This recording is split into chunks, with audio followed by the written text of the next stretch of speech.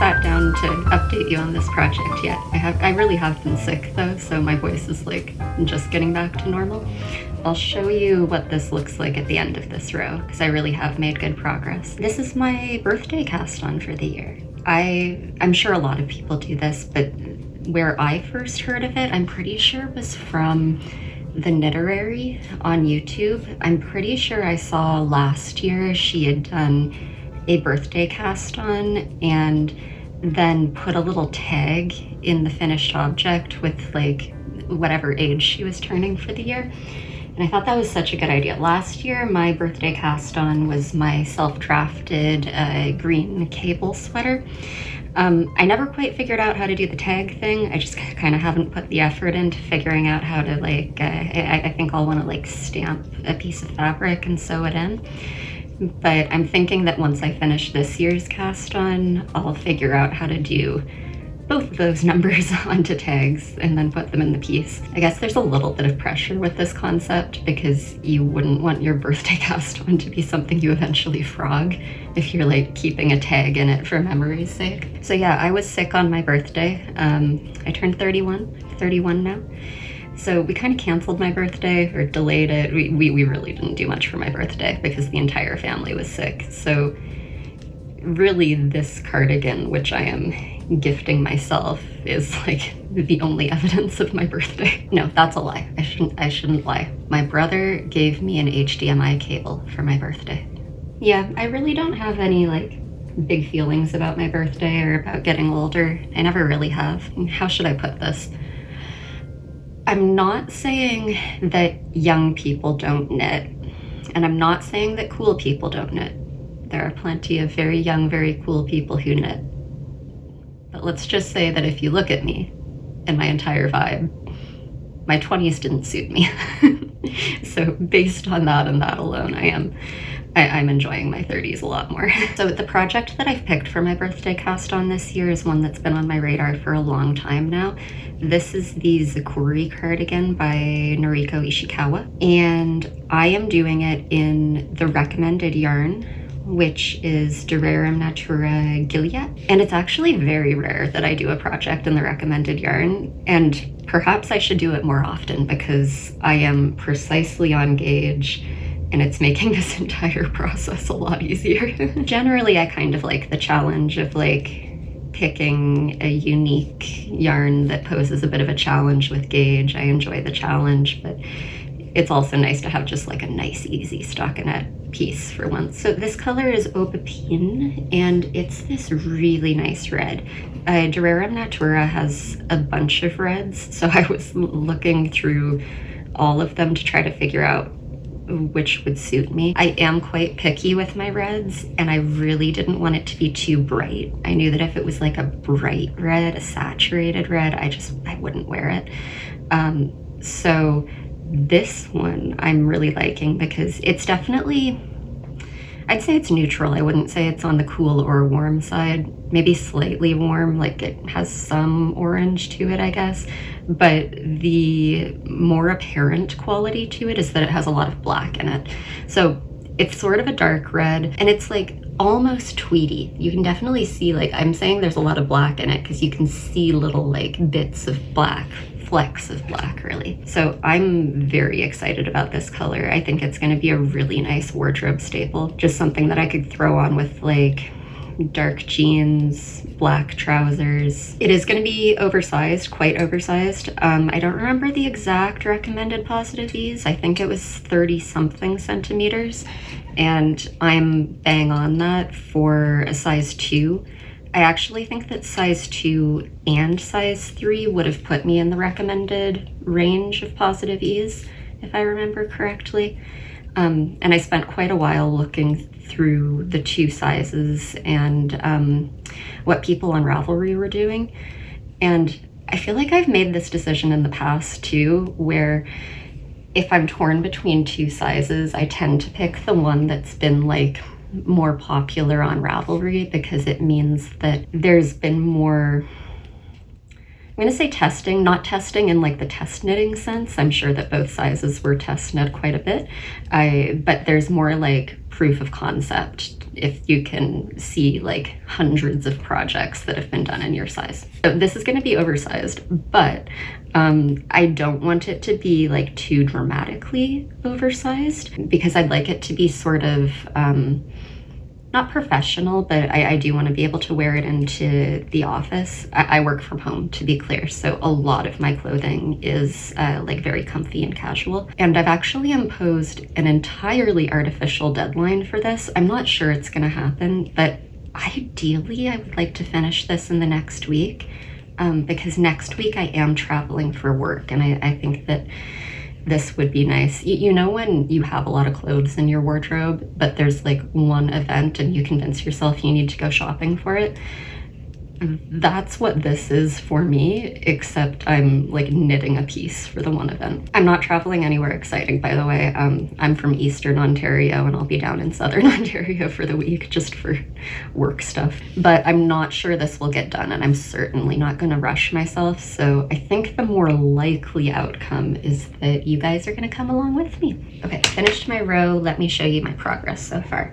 So I've finished the yoke, and I've finished about half of the body before doing the hem. And I think there's a pretty wide hem, so that'll be a lot too.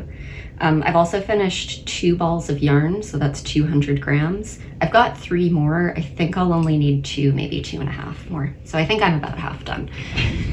So it's looking really good so far. It will be oversized. It'll have nice big sleeves, which is just what I like for my, again, personal comfort.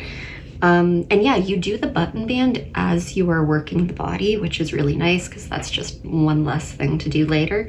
I will say with the button band, I didn't realize this until I had actually started, but there's 2 options for the button band. There's option number 1, which is the main one, and then option number 2 has an I-cord edge for the edge stitches. I'm doing that one. I started by doing the first one and I hated it. I'm sure it looks really great for some people. It seemed kind of like most people on Ravelry are doing that. But I would say if you have ever looked at any of your edge stitches and thought, ooh, you'll probably want to do option number 2. So I think it looks really nice. I have not decided on buttons yet. There's this one project on Ravelry that I'll be sure to like link and credit and everything. They did like more buttons than normal, but smaller buttons, and I really like the look of that. I feel like the small buttons with the oversized garment looks kind of neat. It gives it like some contrast. So I'm thinking of doing that, and I do have quite a few small button options. One of my options is I've got these sort of vintage metal buttons. I stole these from my mom's stash, and she actually told me that they were her mother's buttons. So I stole them from my mother, who stole them from her mother. And I actually never met that grandmother, so these go way back. But yeah, I've only got 4 of these though. So I've got some other silver vintagey buttons, and it could be kind of fun to do like a mismatched thing. So I've got some options. Other than doing option number 2 here, I've had 0 issues with this pattern and I've made 0 modifications. This is my 3rd time doing a Noriko Ichikawa pattern, and at this point I would trust her with my life. Like, I just have no questions as I am going through her patterns. Like, my last project I did was a brand new designer to me, and every time I got to a point in the pattern where I thought it was kind of questionable, I just like made modifications, started doing my own thing, and I'm fine with that process. But it's so nice to go back to a designer who you trust and just be able to follow the pattern verbatim, understand all of the wording of everything. It's so nice. And I've also been really looking forward to trying this yarn. My first impressions of it, really nice. Very, very soft. Like I can't, unless you're particularly sensitive to wool, I can't imagine anyone really having an issue with this. It is a worsted weight merino yarn from France, and the yarn that it feels the most similar to me is Cascade 220. And If you're familiar with my history, you might know that that made me a little bit nervous because that hasn't always worn super well for me in the past. But this definitely feels slightly different, and the only way I can think to describe it is that it almost feels slightly felted. I don't know what that is, and I'm not saying it is a bad thing. I actually think that it might be a good thing, because if it kind of has that quality to it already, I think that it means that it's not like ready to shed, if that makes sense.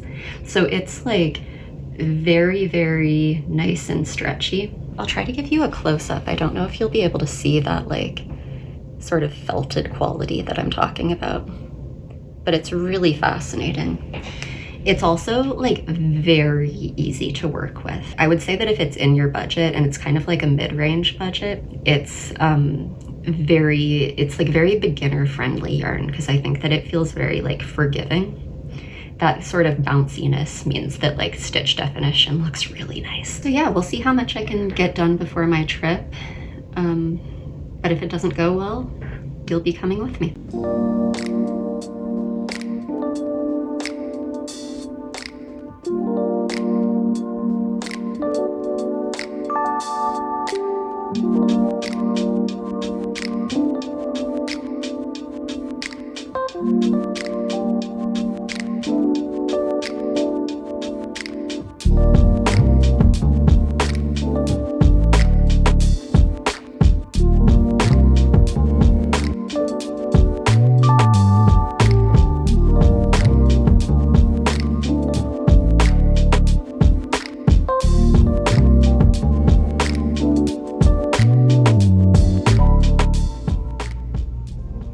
It's 10 p.m. and I'm struggling to find any light in this hotel room at all. But let's see what we can do, because I really want to show you this before it is done. So right now I'm really optimistic about the fit of this. The body seems kind of like it's the perfect fit now, if you look at kind of the ease that I have in it, which makes me think that once it's blocked, it will be like nicely oversized, but not like dramatically oversized. And then the sleeves, they're pretty big in terms of width as expected from the pattern. But I do want definitely like an inch, maybe 2 inches in the length. So again, excited to block. I think it'll do that. Yeah, so I think I've got something like 8 more rows to do in the sleeve here, and then do the cuff, and then I'll be done. I think that this is all of the yarn that I'll use, most likely. I still have like half a ball of a different ball. I think I'll probably finish it, not tonight, it's already 10 p.m., but probably tomorrow night, which will be my last night of this trip. What I'm not gonna do is block this on the trip, because I may be stupid, but I did think better than to block red yarn on hotel towels. So my plan is to finish the knitting, probably weave in all of the ends on this trip. Really excited about this timing too. It is like the end of March at this point, and it's like that perfect weather to wear a cardigan as a jacket outside.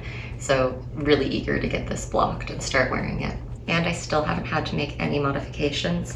The hem on it is a very wide rib followed by a rolled hem, and then the cuff is a slightly different wide rib and a slightly different rolled cuff, but I think they end up matching quite well. And then what was interesting on the collar, again, no modifications, is that the bind off on the collar is done differently. You actually hold 2 strands of yarn during that bind off, and that seems to give it like some really nice structure. So I'm excited to see what that does. I actually would be interested in what it would do on the hem as well, if you like didn't want these rolled hem, the rolled stockinette hem on the bottom, but wanted maybe something with more structure like this. I think that would be an interesting mod.